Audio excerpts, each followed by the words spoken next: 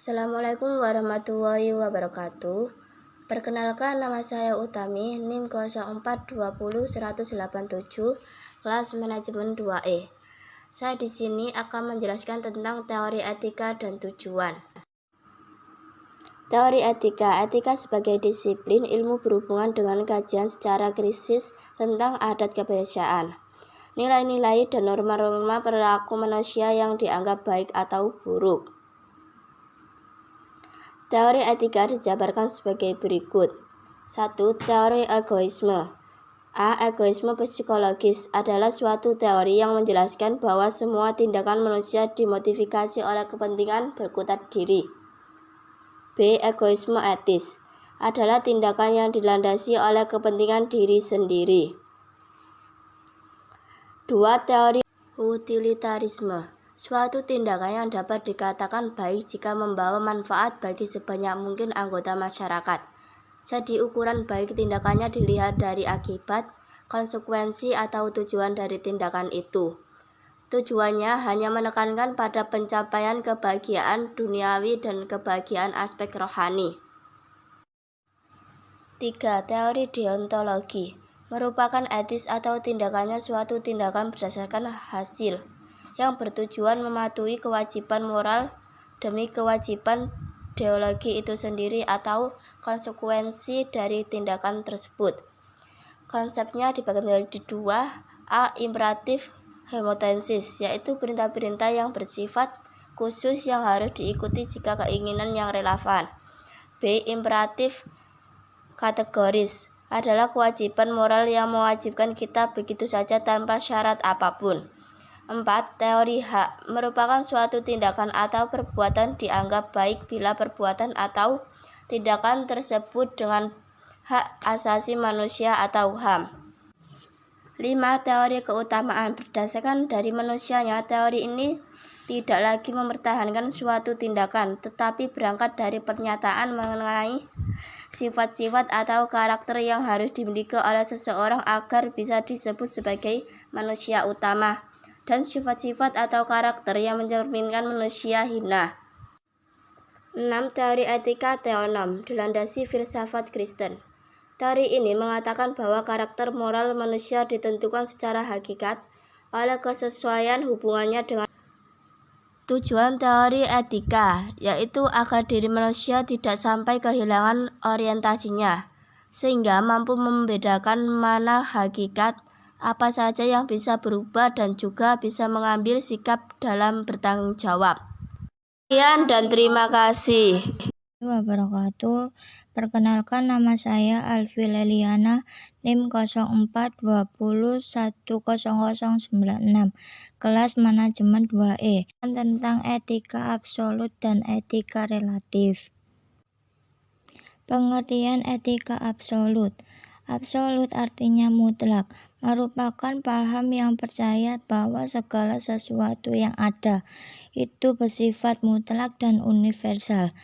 Dengan ini, etika absolut dapat didefinisikan sebagai paham etika yang menekankan bahwa prinsip moral itu universal, berlaku untuk siapa saja dan di mana saja. Tidak ada tawar-menawar dalam prinsip ini, juga tidak tergantung pada adanya kondisi yang membuat prinsip moral dapat berubah sewaktu-waktu.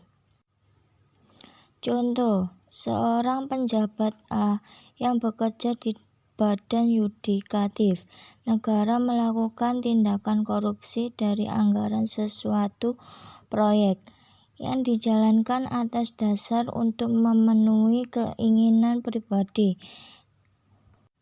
dan membeli barang-barang mewah yang ia inginkan dengan nominal yang cukup tinggi dan merugikan negara.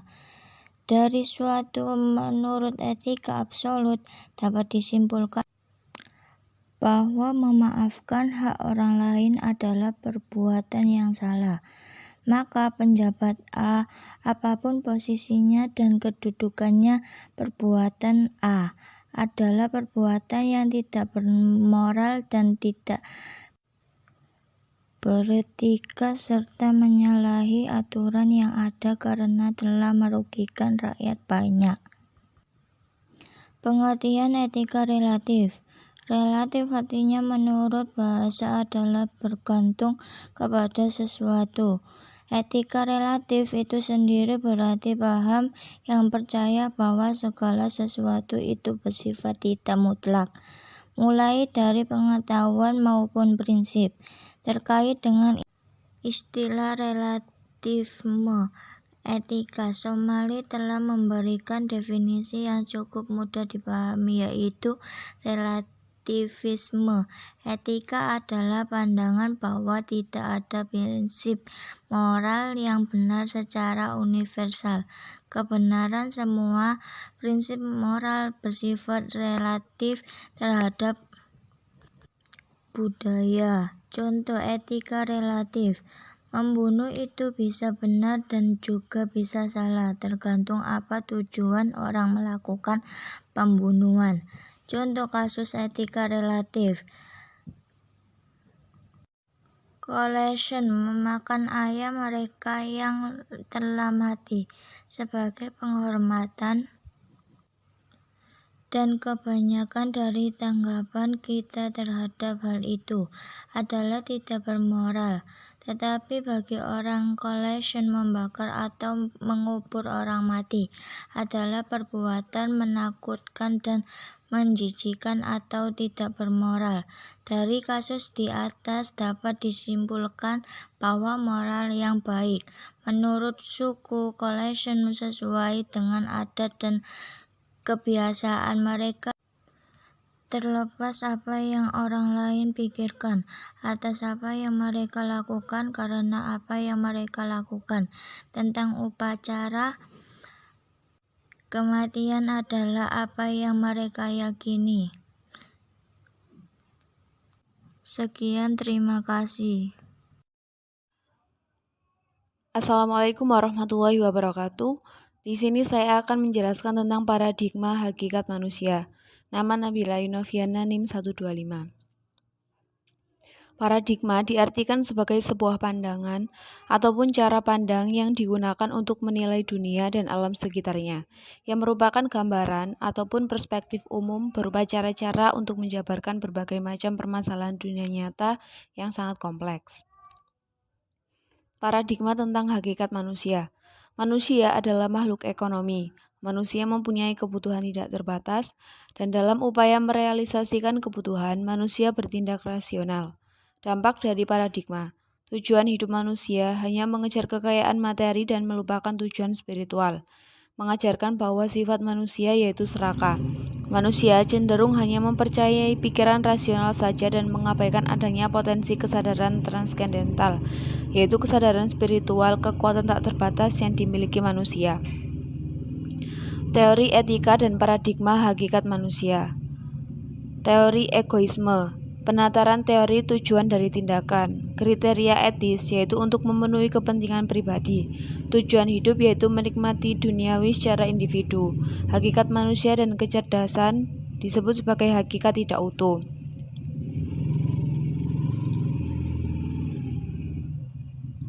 Tantangan ke depan etika sebagai ilmu. Ilmu etika ke depan hendaknya didasarkan atas paradigma manusia utuh, yaitu suatu pola pikir yang mengutamakan integritas dan keseimbangan pada A. Pertumbuhan PQ, IQ, EQ, dan SQ. B. Kepentingan individu, kepentingan masyarakat, dan kepentingan Tuhan. C. Keseimbangan tujuan lahiriah, duniawi dengan tujuan rohania yaitu spiritual. Assalamualaikum warahmatullahi wabarakatuh. Nama saya Hisam Fatori, NIM 0420101111. Temanya etika abad ke-20. Etika abad ke-20, esensi dari beberapa moral yang berpengaruh yang muncul pada abad ke-20 sebagai tambahan atas beberapa teori etika yang telah diuraikan sebelumnya. Ringkasan ini diambil dari buku Etik abad ke-20 karangan Frans Magnus Suseno. Arti kata baik menurut George Edward Moore. Kata baik adalah kunci dari moralitas, namun Moore merasa heran tidak satupun etikawan yang berbicara kata baik tersebut. Seakan-akan hal itu sudah jelas dengan sendirinya. Ada yang menafsirkan kata baik sebagai nikmat, memenuhi keinginan individu. etika psikologis, memenuhi kepentingan orang banyak, memenuhi kehendak Allah, dan bahkan ada yang mengatakan bahwa kata baik tidak mempunyai arti. Suatu kata tidak dapat didefinisikan jika kata tersebut tidak lagi terdiri atas bagian-bagian sehingga tidak dapat dianalisis. Berdasarkan penjelasan ini, menurut Mori kata baik tidak dapat didefinisikan. Setiap usaha untuk mendefinisikannya akan selalu menimbulkan keracunan. Tatanan nilai Max Scheler. Menurut Scheler ada 4 gugus nilai yang masing-masing mandiri dan berbeda antara satu dengan yang lain, yaitu yang pertama nilai-nilai sekitar enak atau tidak enak, yang kedua nilai-nilai vital, yang ketiga nilai-nilai rohani murni, dan yang terakhir nilai-nilai sekitar Roh Kudus. Etika situasi Joseph Fletcher. Joseph Fletcher termasuk tokoh yang menentang adanya prinsip-prinsip etika yang bersifat mutlak. Ia berpendapat bahwa setiap kewajiban moral selalu bergantung pada situasi konkret. Pandangan penuh kasih Iris Murdoch. Iris Murdoch mengamati bahwa teori-teori etika pasca Kant yang memusatkan perhatiannya kepada kehendak bebas tidak mengenai sasaran. Menurut Murdoch, yang khas dari teori-teori etika pasca Kant adalah bahwa nilai-nilai moral dibuang dari dunia nyata. Teori Murdoch mengatakan bahwa bukan kemampuan otonom yang menciptakan nilai, melainkan kemampuan untuk melihat dengan penuh kasih dan adil. Pengelolaan kelakuan Bruce Friedrich Skinner. Skinner mengatakan bahwa pendekatan filsafat tradisional dan ilmu manusia tidak memadai sehingga yang diperlukan bukanlah ilmu etika, tetapi sebuah teknologi kelakuan. Ia mengacu pada ilmu kelakuan sederhana yang dikembangkan oleh Pavlov. Ide dasar Skinner adalah menemukan teknologi atau cara untuk mengubah perilaku. Prinsip tanggung jawab Hans Jonas. Etika tradisional hanya memperhatikan akibat tindakan manusia dalam lingkungan dekat dan sesat. Etika macam ini tidak dapat lagi menghadapi ancaman global kehidupan manusia dan semua kehidupan di dunia ini. Oleh karena itu, Jonas menekankan pentingnya dirancang etika baru yang berfokus pada tanggung jawab. Intinya adalah kewajiban manusia untuk bertanggung jawab atas ketuhanan kondisi-kondisi kehidupan umat manusia di masa depan. Kegagalan etika pencerahan Alasdair Maclntyre mengatakan bahwa etika pencerahan telah gagal karena pencerahan atas nama rasionalitas justru telah membuang apa yang menjadi dasar rasionalitas setiap ajaran moral, yaitu pandangan teleologis tentang manusia. Sekian dari saya, kurang lebihnya mohon maaf. Wassalamualaikum warahmatullahi wabarakatuh.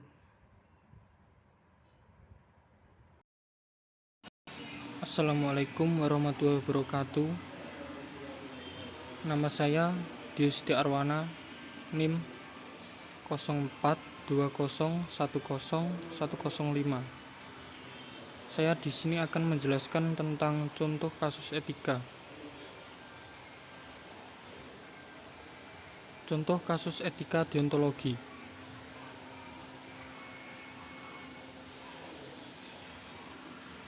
Yang pertama, etika deontologi adalah sebuah istilah yang berasal dari kata Yunani, deon yang berarti kewajiban, dan logos yang berarti ilmu atau teori.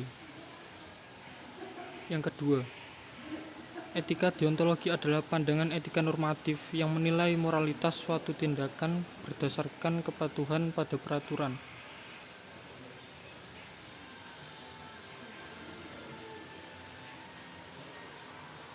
Di sini ada beberapa contoh kasus dari etika deontologi. Yang pertama, jika seseorang diberi tugas dan melaksanakannya sesuai dengan tugas, maka itu dianggap benar. Sedang dikatakan salah jika tidak melaksanakan tugas. Yang kedua,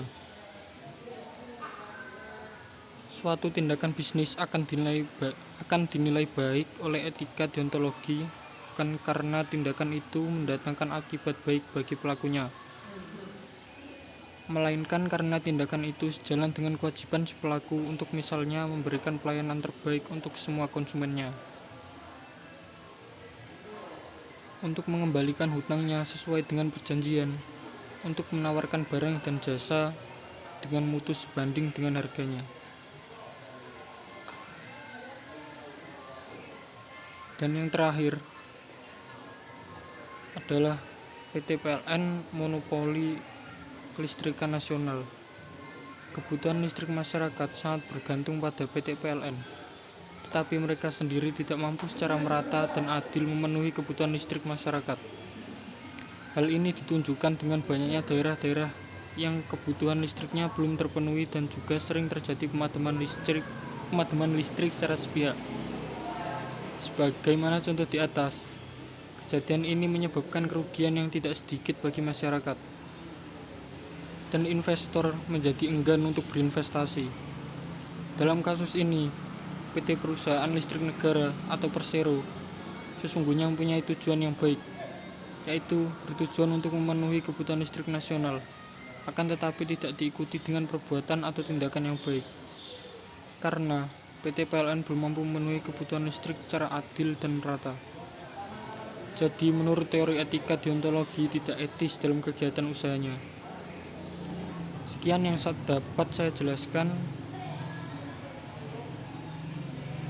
Assalamualaikum warahmatullahi wabarakatuh.